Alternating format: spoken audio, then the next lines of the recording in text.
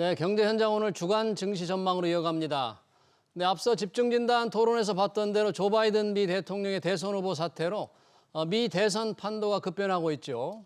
월가에서는 시장에 미칠 여파에 촉각을 곤두세우고 있는데요. 이미 코스피는 장중 내림폭을 키우면서 한때 2,750선대로 주저앉았습니다. 트럼프 대세론이 이어질지, 시장은 어떻게 반응하게 될지 한지영 키움증권 연구원 모시고 얘기 들어보겠습니다. 연구원님 어서 오십시오. 네, 안녕하십니까. 네.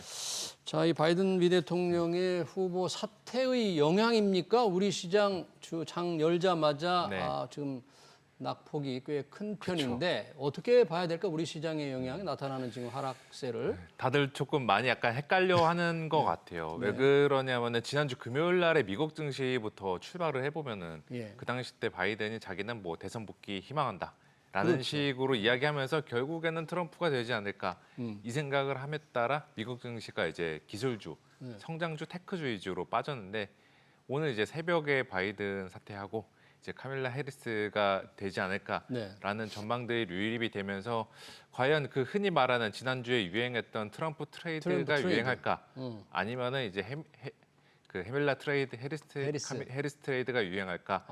이렇게 지금 공화당과 민주당이 우리 어디에 붙어야지라는 쪽으로 지금 시장에서 조금 헷갈리고 있는 것 같습니다. 그래서 그게 지금 국내나 한국뿐만이 아니라 아시아 증시 전반적으로 수급상의 혼선을 일으키고 있는 것 같고 더 나아가서 지난주 금요일에 글로벌 IT 대란이 일어나면서 마이크로소프트의 클라우드 문제, 그렇죠. 네, 그거와 관련해서도 이제 기술주들의 투자 심리가 취약해졌다라는 점이 오늘 어떻게 보면은 우리나라 증시의 전반적인 하락에 주된 배경으로 보고 있고요. 저는 뭐 이 두 가지 모두 사실상의 그 지속력은 길진 않다라고 생각을 하고 있습니다. 왜 그러냐면은 뭐 뒤에서도 이야기를 드리겠지만 이번 주 중반부터 지나면은 수요일부터 지나면은 테슬라나 뭐 알파벳, 우리나라 SK 하이닉스, 현대차, 기아차 주요 기업들의 실적이 예정이 되어 있는데 이제는 다들 다시 실적으로 옮겨가지 않을까. 관심이 실적으로 그렇죠. 옮겨갈 거다. 안 그래도 지난주는 어떻게 보면은 증시에서도 매크로 경제 지표나 실적단에서 이벤트가 부재했던 시기였어요. 딱히 뭐 주요 이벤트가 없었죠. 그 가운데 때마침 이제 그 트럼프의 피습 사태라는 좋은 재료가 등장을 하면서 트럼프 트레이드를 단기적으로 유행시켰던 건데 저는 이러한 좀 혼돈의 정치 국면, 정치 노이즈 국면은 오래가지 않을 거다 이렇게 좀 생각하고 있습니다. 그 지난 주 후반에 있었던 빅테크 기술주들의 하락 그리고 그게 관심이 미 뉴욕 증시에서 중소형주로 이게 바뀌는 분위기 있잖아요. 그쵸. 이게 트럼프 전 대통령의 피습 이후에 나타난 건지 아니면은 기술주들이 그동안 너무 올랐다. 이제 팔 때가 됐다. 그래서 바뀌는 건지 조금 이 상황이 좀 어떻게 될지 모르겠어요. 제가 봤을 때 지금 말씀 주신 두 가지가 합친 거예요. 합쳐진 것 같아요. 너무 그동안 많이 올랐으니까 팔 때 됐는데 그 범죄와의 전쟁에서 나오는 것처럼 명분이 없었는데 명분을 이제 트럼프 그 이슈가 제공을 했던 거죠. 그게 이제 최근에 이제 나타났던 시장의 전반적인 흐름이다라고 보시면 될 것 같고요.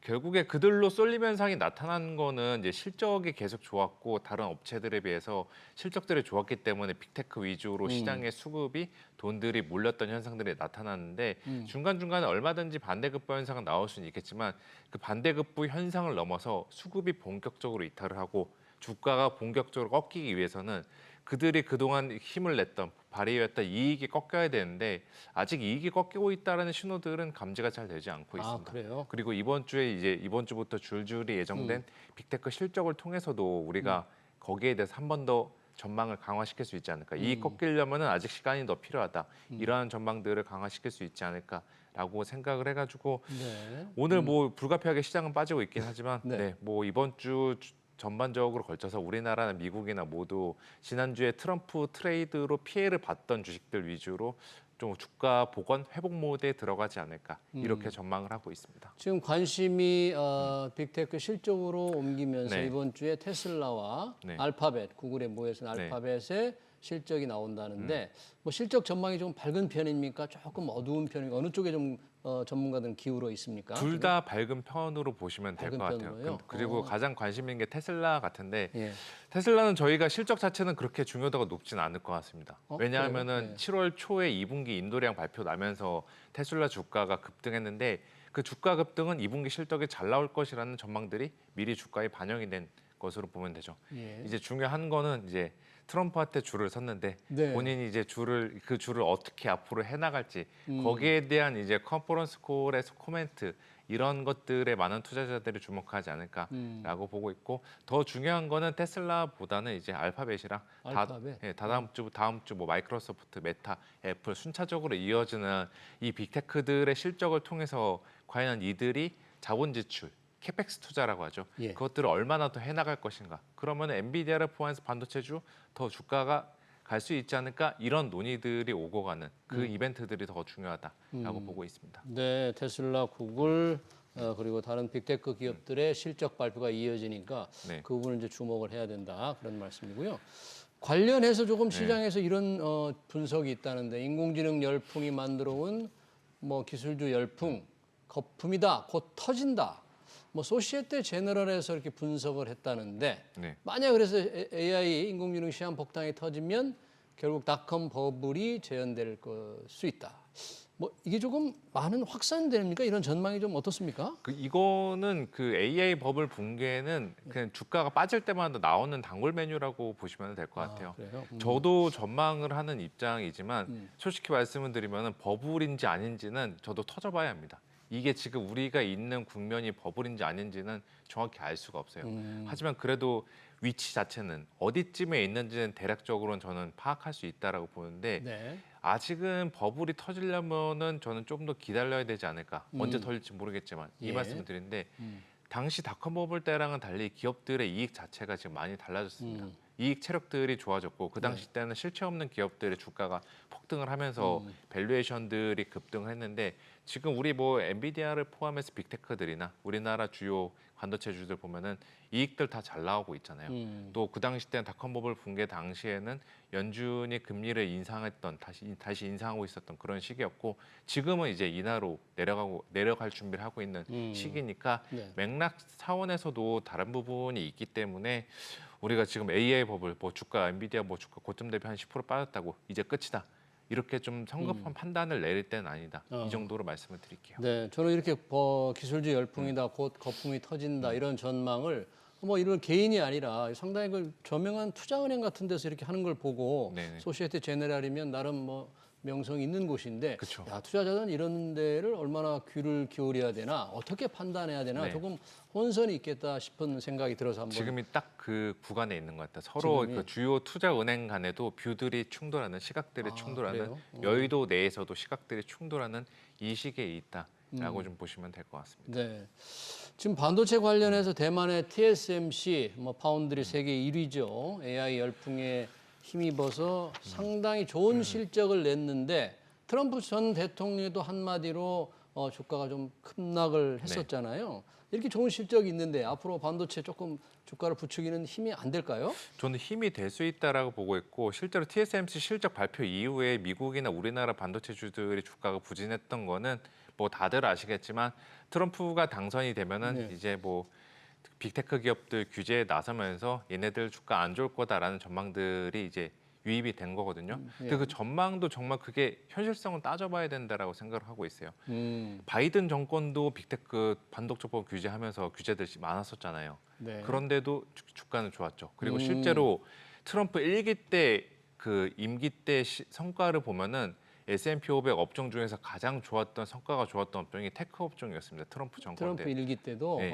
그랬군요. 결국에는 지금 뭐 트럼프가 당선되면은 빅테크 규제되면서 얘네들 별로 안 좋고 뭐 대만 뭐 칩 통제하고 중국 칩 통제하고 이런 이야기들이 나오고 있는데 중간중간에 지금 거기에는 다분히 잡음들, 노이즈들이 소음들이 섞여 있다라고 보시면 될 것 같고요.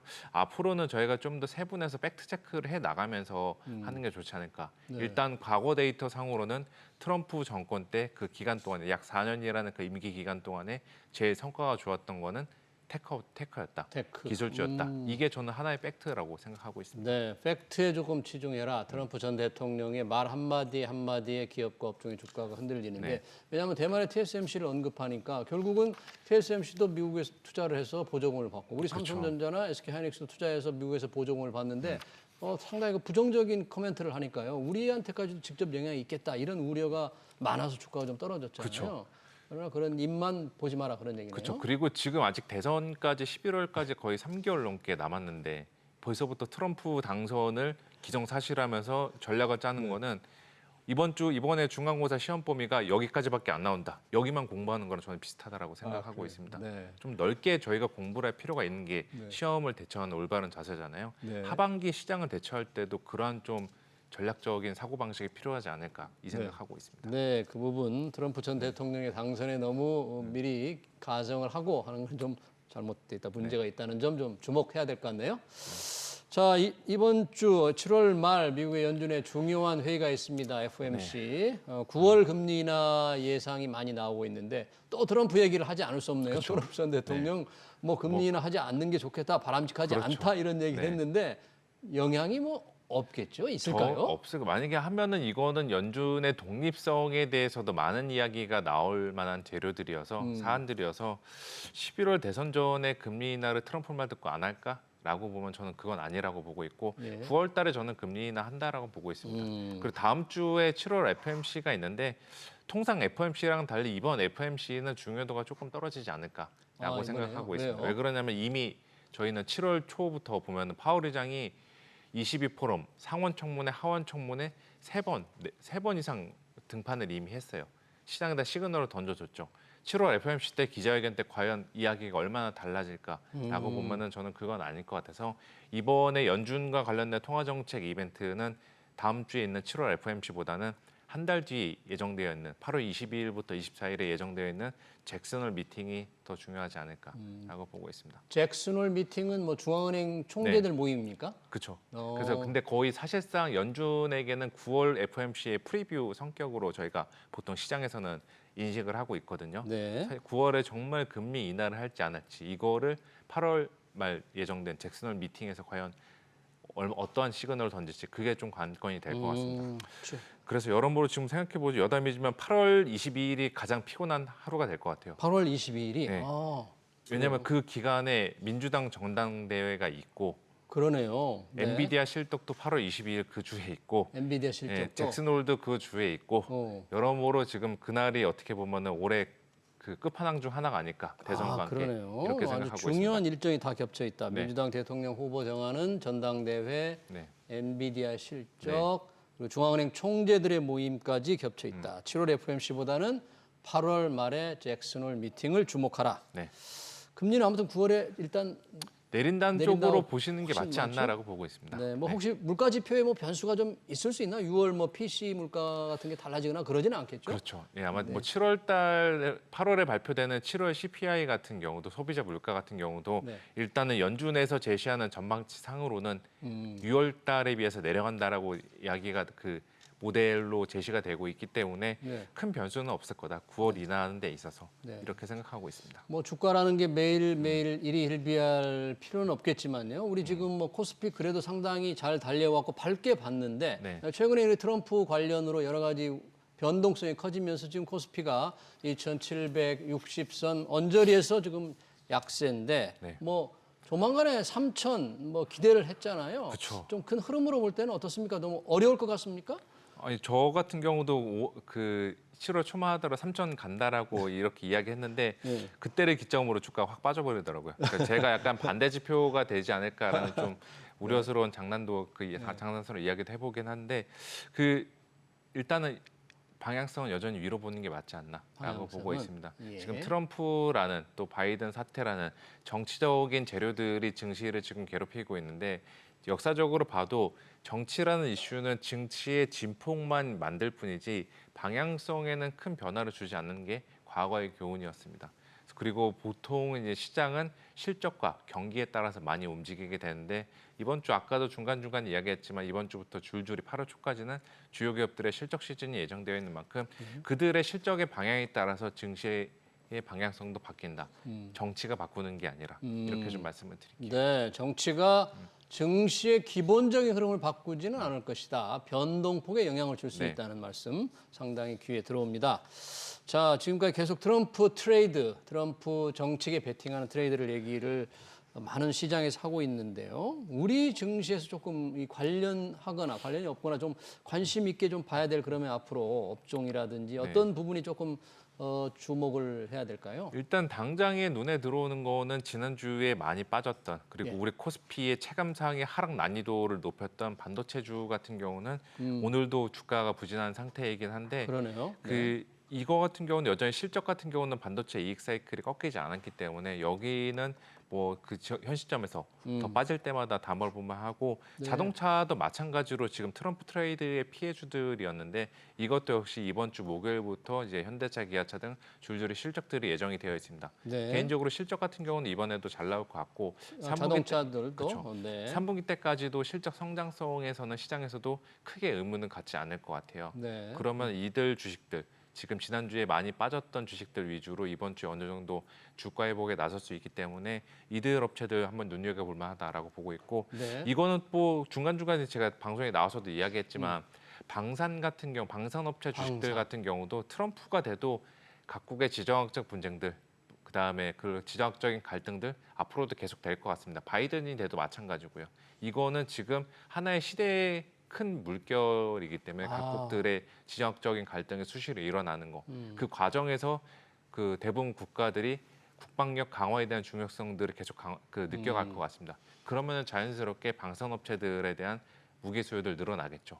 그런 아이디어에서 차원에서 접근해 보면은 방산주 같은 경우도 저희가 포트폴리오의 일부는 10에서 20% 정도는 뭐 올해뿐만이 아니라 내년까지도 꾸준히 들고 가시는 것도 좋은 전략이다 이렇게 말씀드릴게요. 네, 트럼프 전 대통령은 이제 우방에 대해서 네. 자국의 어떤 방어에 좀 책임을 더 져라. 그렇게 네. 하니까 아무래도 무기 수요가 좀 늘어날 수요가 있는 거죠. 그렇죠, 맞습니다. 장기적으로 좀 밝게 보시는 겁니까, 방산주에 대해서는? 그렇죠, 맞습니다. 네, 그동안 쭉 올라왔는데 좀 더 미래도 밝게 보고 있군요. 네, 주간 증시 전망 여기서 마치겠습니다. 지금까지 한지영 키움증권 연구원이었습니다. 연구원님 고맙습니다. 네, 감사합니다.